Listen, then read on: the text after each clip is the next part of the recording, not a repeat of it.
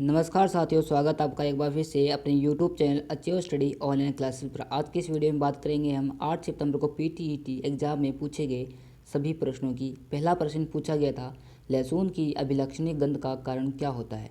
लहसुन की जो अभिलक्षणिक गंध का कारण होता है वह होता है सल्फर यौगिक। ऑप्शन नंबर 2 इस प्रश्न का हमारा सही आंसर था, सल्फर यौगिक। अगला प्रश्न पूछा गया, भास्कर की लीलावती निम्न में से किस विषय का मानक पाठ है। भास्कर की लीलावती गणित विषय का मानक पाठ। ऑप्शन नंबर 1 इस प्रश्न का हमारा सही आंसर था, गणित।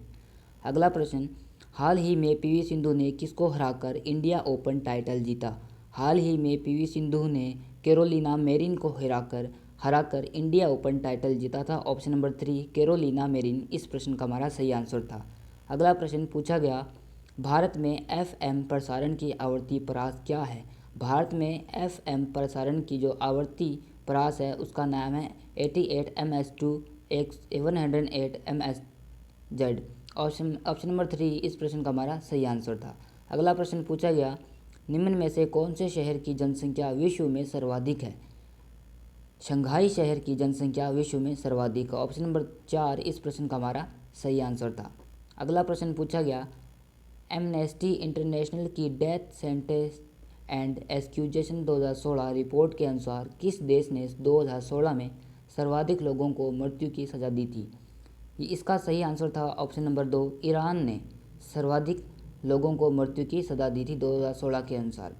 अगला प्रश्न पूछा गया, भारत में सबसे लंबा राजमार्ग कौन सा है। भारत में जो सबसे लंबा राजमार्ग है वह है NH44। ऑप्शन नंबर 4 इस प्रश्न का हमारा सही आंसर था, NH44। अगला प्रश्न पूछा गया, मध्य शिक्षा किससे संबंधित है। मध्य शिक्षा जो संबंधित है उसका नाम है समवर्ती सूची। ऑप्शन नंबर 3 इस प्रश्न का हमारा सही आंसर था। अगला प्रश्न पूछा गया, भारतीय राष्ट्रीय पंचांग जो एक संवत पर आधारित है को कब अपनाया गया था।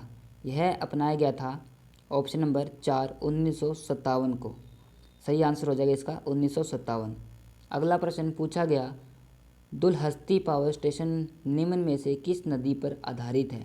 दुलहस्ती पावर स्टेशन उस नदी पर आधारित है जिसका नाम है ऑप्शन नंबर 3 चेनाब नदी। चेनाब नदी पर दुलहस्ती पावर स्टेशन आधारित है। और अगला प्रश्न पूछा गया, मोबाइल संचार की 4G तकनीक में जी अक्षर किस शब्द हेतु प्रयुक्त किया गया है। मोबाइल संचार की 4G तकनीक में जी अक्षर एक ऑप्शन नंबर 1 जनरेशन के लिए प्रयुक्त किया गया। ऑप्शन नंबर 1 इस प्रश्न का हमारा सही आंसर हो जाएगा। अगला प्रश्न पूछा गया, राष्ट्रीय दल के रूप में मान्यता प्राप्त करने के लिए एक राजनीतिक दल को न्यूनतम कितने राज्यों में मान्यता प्राप्त होनी चाहिए। इस प्रश्न का ऑप्शन नंबर 2 सही था। ऑप्शन नंबर 2 4 राष्ट्रीय दल के रूप में मान्यता प्राप्त करने के लिए एक राजनीतिक दल को 4 राज्यों में मान्यता प्राप्त होनी चाहिए। अगला प्रश्न पूछा गया, अमेरिका की नेशनल बास्केटबॉल एसोसिएशन NBA ने भारत के किस शहर में अपना प्रथम बास्केटबॉल स्कूल आरंभ किया है। इस प्रश्न का हमारा सही आंसर था ऑप्शन नंबर 1 न्यू दिल्ली में। अगला प्रश्न पूछा गया, हाल ही में केंद्रीय मंत्रिमंडल ने किस शहर में भारतीय पेट्रोलियम एवं ऊर्जा संस्थान IIPE की स्थापना की मंजूरी दी है। इस प्रश्न का हमारा सही आंसर था ऑप्शन नंबर 4 विशाखापट्टनम ने। अगला प्रश्न पूछा गया, निम्न में से किसे खाद्य संरक्षण के रूप में प्रयोग किया जाता है। इसका सही आंसर था ऑप्शन नंबर 2 सोडियम बेंजोएट को खाद्य संरक्षण के रूप में प्रयोग किया जाता है। ऑप्शन नंबर 2 इस प्रश्न का सही आंसर था। अगला प्रश्न पूछा गया, मनुष्य नेत्र के रेटिना पर बनने वाला प्रतिबिंब होता है। मनुष्य नेत्र के रेटिना पर बनने वाला प्रतिबिंब वास्तविक एवं उल्टा होता है। ऑप्शन नंबर 2 इस प्रश्न का सही आंसर था। अगला प्रश्न पूछा गया था, निम्न में से किसने उत्तर प्रदेश के उप मुख्यमंत्री का पदभार संभाला है। इनमें से किसने उत्तर प्रदेश के उप मुख्यमंत्री का पदभार संभाला है। इस प्रश्न का हमारा सही आंसर था केशव प्रसाद मौर्य एवं दिनेश शर्मा ने। ऑप्शन नंबर 4 इस प्रश्न का हमारा सही आंसर था। अगला प्रश्न पूछा गया, भारत के संविधान में कितने मूल कर्तव्यों का उल्लेख है। भारत के संविधान में कुल 11 मूल कर्तव्यों का उल्लेख है। ऑप्शन नंबर 3 इस प्रश्न का हमारा सही आंसर था। अगला प्रश्न, पुस्तक मतोश्री के लेखक कौन है। पुस्तक मतोश्री के जो लेखक हैं उनका नाम है सुमित्रा महाजन। ऑप्शन नंबर 1 इस प्रश्न का हमारा सही आंसर हो जाएगा सुमित्रा महाजन। अगला प्रश्न पूछा गया, भारत में एकमात्र राज्य कौन सा है जहां समान नागरिक संहिता लागू है? भारत में एकमात्र राज्य कौन सा है जहां समान नागरिक संहिता लागू है? वह है ऑप्शन नंबर 4 गोवा में भारत में एकमात्र राज्य है जहां पर समान नागरिकता लागू है। अगला प्रश्न पूछा गया, फिल्म बुद्ध इन ए ट्रैफिक जाम के निर्देशक कौन है? फिल्म बुद्ध इन ए ट्रैफिक जाम के जो निर्देशक है उनका नाम है विवेक अग्निहोत्री। ऑप्शन नंबर 2 इसका सही आंसर था। अगला प्रश्न पूछा गया, भारतीय अंतरिक्ष अनुसंधान संगठन के किस प्रमोचक वाहन से रिकॉर्ड 104 उपग्रहों का सफलतापूर्वक प्रक्षेपण किया गया था? इस प्रश्न का हमारा सही आंसर था PSLV-C-37। Option number 2 PSLV-37। अगला प्रश्न पूछा गया, बॉर्डर गावस्कर ट्रॉफी 2017 में मैन ऑफ द सीरीज किसे घोषित किया गया? बॉर्डर ऑफ गावस्कर ट्रॉफी 2017 में मैन ऑफ द सीरीज घोषित किया गया था, उनका नाम था रविंद्र जडेजा। ऑप्शन नंबर 3 इस था। अगला प्रश्न पूछा गया, राजा रवि वर्मा निम्न में से किस क्षेत्र के प्रतिष्ठित व्यक्ति थे? राजा रवि चित्रकला के क्षेत्र में प्रतिष्ठित व्यक्ति थे। ऑप्शन नंबर 4 चित्रकला इस प्रश्न का हमारा सही आंसर था। अगला प्रश्न पूछा गया, 64वें राष्ट्रीय पुरस्कार 2017 में किस फिल्म ने सर्वश्रेष्ठ हिंदी फिल्म का पुरस्कार जीता था? इसका हमारा सही आंसर था ऑप्शन नंबर 4 निर्जा ने। निर्जा फिल्म ने 64वें राष्ट्रीय पुरस्कार 2017 में फिल्म के क्षेत्र में सर्वश्रेष्ठ हिंदी फिल्म का पुरस्कार जीता। अगला प्रश्न पूछा गया, नटराज चित्रण है। नटराज चित्रण क्या है? ऑप्शन नंबर 1 यह शिव की चित्रण है। ऑप्शन नंबर 1 इसका सही आंसर था। अगला प्रश्न पूछा गया, किस राज्य सरकार ने 8वीं कक्षा तक संस्कृत को अनिवार्य करने का निर्णय लिया है? यह सरकार थी ऑप्शन नंबर 3 असम राज्य सरकार ने 8वीं कक्षा तक संस्कृत को अनिवार्य करने का निर्णय लिया है। ऑप्शन नंबर 3 असम इस प्रश्न का हमारा सही आंसर हो जाएगा।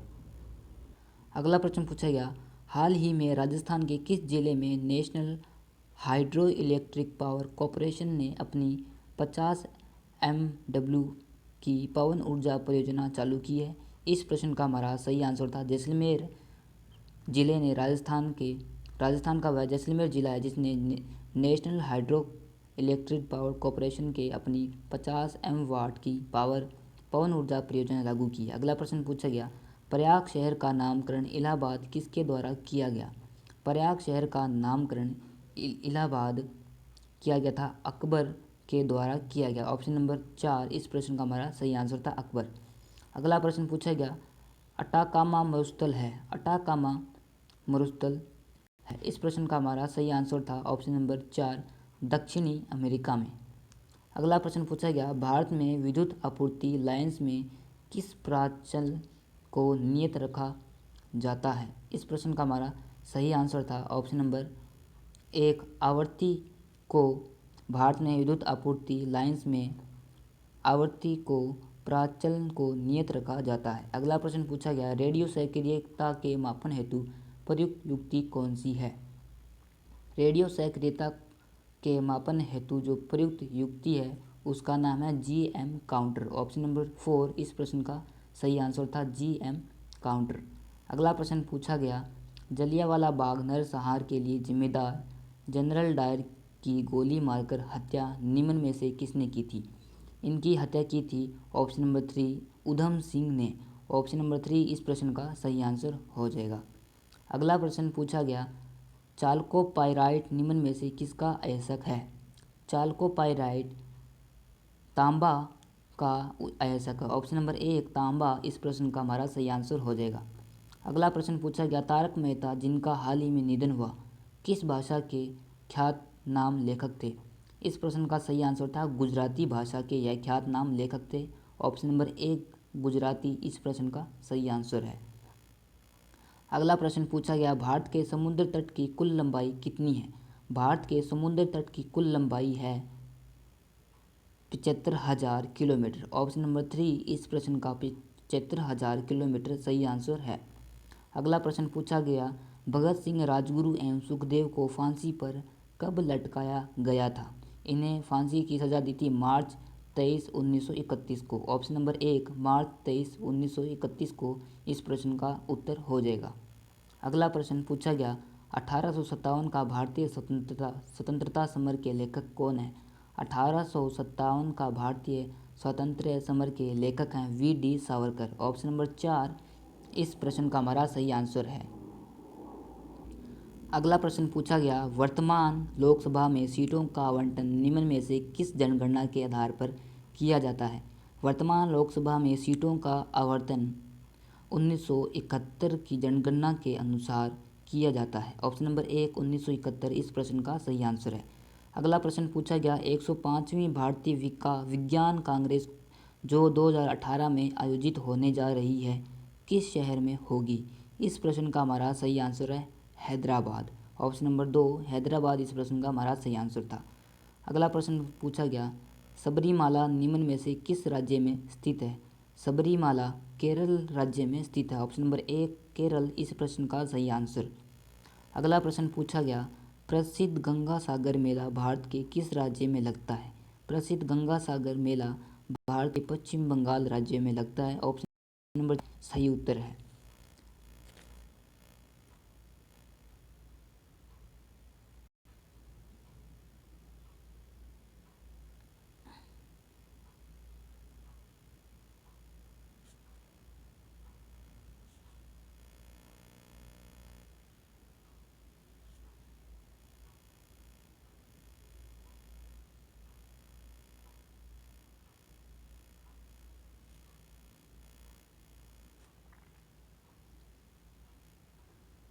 अगला प्रश्न पूछा गया पृथ्वी की सतह का कितना प्रतिशत भाग भारत द्वारा घेरा गया है? पृथ्वी की सतह का जो कुल 2.4% भाग है वह भारत के द्वारा घेरा गया। ऑप्शन नंबर 2 2.4% इस प्रश्न का सही आंसर।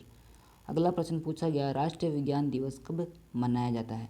राष्ट्रीय विज्ञान दिवस 28 फरवरी को प्रतिवर्ष मनाया जाता है। ऑप्शन नंबर जो 2 था हमारा इस प्रश्न का सही आंसर था।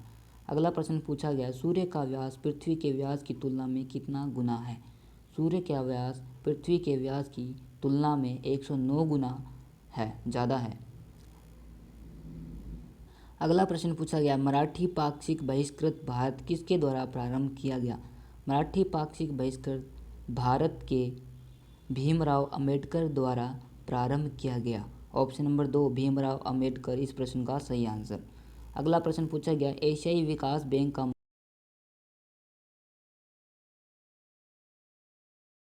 मुख्यालय कहाँ स्थित है? ऑप्शन नंबर 2 मनीला इस प्रश्न का सही आंसर।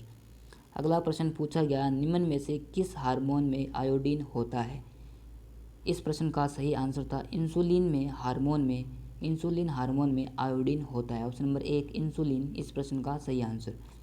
अगला प्रश्न पूछा गया भारतीय संविधान के निर्माण हेतु संविधान सभा के कुल कितने सत्र आयोजित किए गए हैं? भारतीय संविधान के निर्माण हेतु संविधान सभा में कुल 11 सत्र आयोजित किए गए हैं। ऑप्शन नंबर 2 11 सत्र इसके सही आंसर हो जाएगा इस प्रश्न का। अगला प्रश्न ये लास्ट प्रश्न पूछा गया भीम MHIM मोबाइल ऐप किसके द्वारा विकसित किया गया? जो भीम मोबाइल ऐप है वह विकसित किया गया था। ऑप्शन नंबर 2 भारतीय राष्ट्रीय भुगतान निगम के द्वारा। भीम मोबाइल ऐप भारतीय राष्ट्रीय भुगतान निगम के द्वारा विकसित किया गया। दोस्तों वीडियो अच्छी लगे तो लाइक करें, शेयर करें एंड कमेंट करके हमें बताएं। मिलते हैं नेक्स्ट वीडियो के साथ। धन्यवाद।